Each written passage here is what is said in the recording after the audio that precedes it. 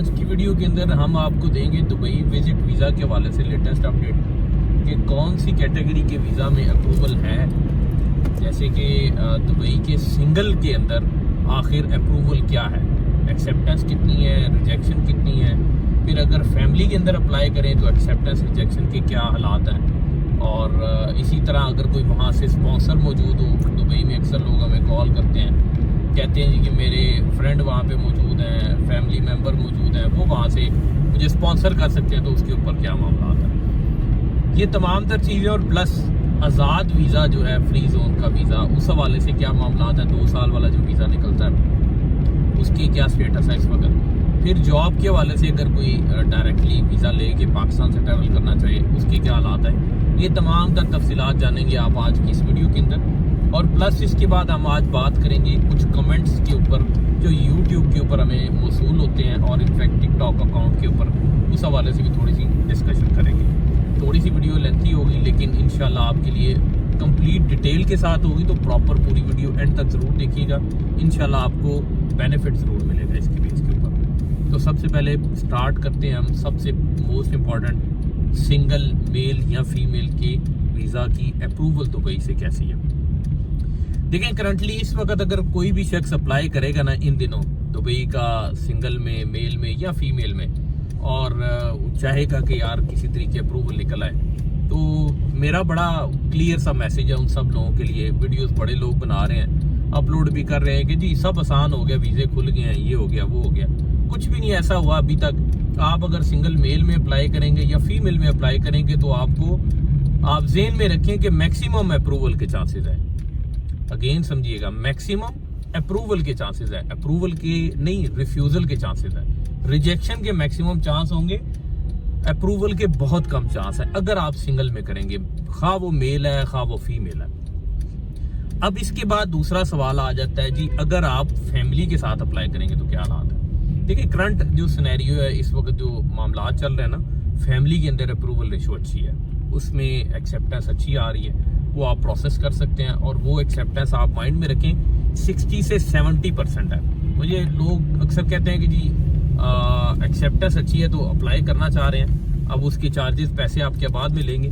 एक बात याद रखिएगा, जब आप नॉर्मल में अप्लाई करते हैं ना एम्बेसी की फीस को पे करते हुए, तो डेफिनेटली पेमेंट इन एडवांस होती है, तो उस हवाले से हम सर्विसेज ज़रूर फराहम करते हैं। बाकी श्योरिटी वाला काम हम नहीं करते। उसकी वजह ये है कि वीज़ा एम्बेसी की तरफ से आता है। फिर इसके बाद अगला सवाल आ जाता है जी कि क्या कोई स्पॉन्सर वहाँ, कोई दोस्त हो, कोई फैमिली मेंबर हो, कोई आपको अगर बुलाना चाहे दुबई से, तो उसके क्या मामला आता है। या मिसाल के तौर पे आपका भाई वहाँ पे मौजूद है, वो आपको बुलाना चाहता है, वो मैं हमेशा अक्सर लोगों को कहता हूँ, आप सबसे आसान हल ये है कि आप वहाँ पे जाएँ खिदमत सेंटर, ठीक है, और सॉरी खिदमत सेंटर कह रहा हूँ, वहाँ पे आमिर सेंटर जाएँ। आमिर सेंटर पे जाके उनको कहें जी मैं अपने भाई को बुलाना चाह रहा हूँ, अपनी सिस्टर को बुलाना चाह रहा हूँ, अपनी मदर को बुलाना चाह रहा हूँ। सिंगल की बात कर रहे हैं अभी हम। उसके अंदर जब भी आप करेंगे ट्राई, तो वो रिफ्यूज होगा भजन, उसमें फिर भी अप्रूवल के चांस बहुत कम है। भले बेशक आपके पास वहाँ से जो है वो अपनी डिटेल्स वगैरह भी अटैच करें, डेफिनेटली बेनिफिट ज़रूर है, लेकिन फिर भी अगेन करंट सिनेरियो के अंदर इस वक्त रिजेक्शन ज़्यादा है। फिर उसके बाद हम बात करते हैं जी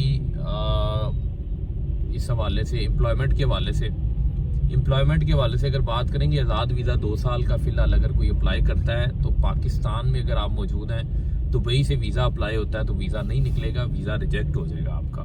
और अगर कोई मार्केट में जैसे बड़े सारे लोग कह रहे हैं कि भाईजान वीज़ा कंफर्म निकल आएगा, वो फिर आपसे पैसे पहले ले लेगा, उसके बाद फिर आपको घुमाता रहेगा कि आज हो रहा है, कल हो रहा है, ये हो गया, वो हो गया, सरकार की तरफ से इशू आ गया, बस फिर स्टोरियाँ अल्लाह अल्लाह खैर सलाह, आप फिर लंबी लाइन में लगे रहेंगे।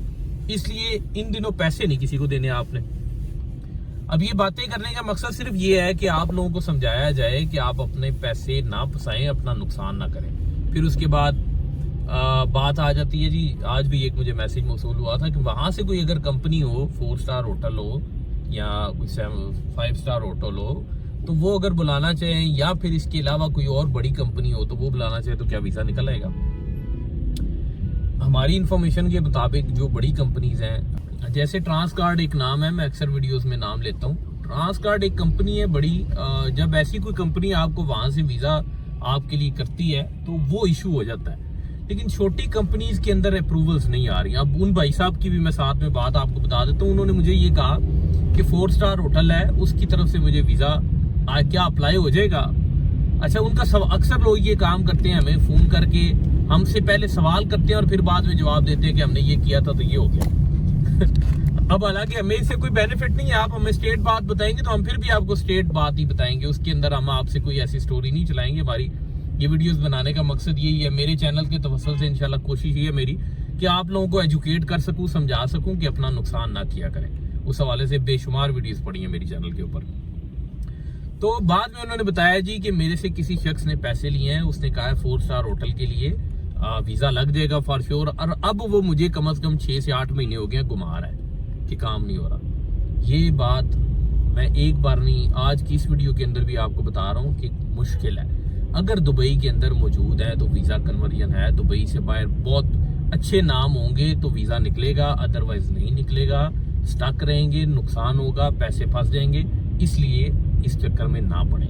तो ये बातें करने का मकसद सिर्फ ये है कि आप लोगों का फ़ायदा हो सके और आप नुकसान से बच सकें। अब हम बात कर लेते हैं कुछ यूट्यूब के ऊपर जो कमेंट्स हैं वीडियोस के हवाले से, वो जमशेद भी पढ़ेंगे, साथ में मैं आपको उस हवाले से रिस्पॉन्स दूंगा। और अभी अगर आप ये परेशान है कि ये दुबई वाला मॉल हो गया यहाँ पाकिस्तान में भी, तो ये एक्सप्रेस हाईवे है, ये शाम के टाइम पे इसी तरह चौक होती है। अच्छा, चलें जमशेद भाई, चाइना के हवाले से एक मैसेज है जी, what about tourist visa? China tourist visa के हवाले से प्रॉब्लम ये है जी इस वक्त के चाइना की कोई भी ट्रैवल एंड टूरिज्म की कंपनी चाइना से, जो चाइना से होगी ट्रैवल एंड टूरिज्म की कंपनी आपको बार कोड इन्विटेशन देगी तो अप्लाई हो सकता है, अगर नहीं है तो फिर नहीं हो सकता। और इस वक्त आप देखिए कितने अरसे से फैसल मूवर बंद पड़ी हुई है, कोई ट्रैवलिंग नहीं हो रही। इसकी वजह यही है कि चाइना की ट्रैवल एंड टूरिज्म की कंपनी की तरफ से बार कोड इन्विटेशन नहीं आ रहा। तो इसलिए करंटली हम भी नहीं कर रहे, हम भी वेट कर रहे हैं, जैसे कोई हालात अच्छे होंगे तो इंशाल्लाह स्टार्ट कर देंगे। फिलहाल हम जो है बिजनेस वीज़ा कर रहे हैं और बिजनेस वीज़ा के हवाले से बार कोड इन्विटेशन भी मिलेगा और कंप्लीट प्रोसेस भी हो जाएगा। अच्छा जी, दूसरा मैसेज इनका नाम भी ले रहे हैं अगर लिखा हुआ तो। अच्छा, नाम है जी इनका शहीर। अच्छा, क्या कहते हैं ये पहले जिनका मैसेज ये पहले शहीर चाइना वाले।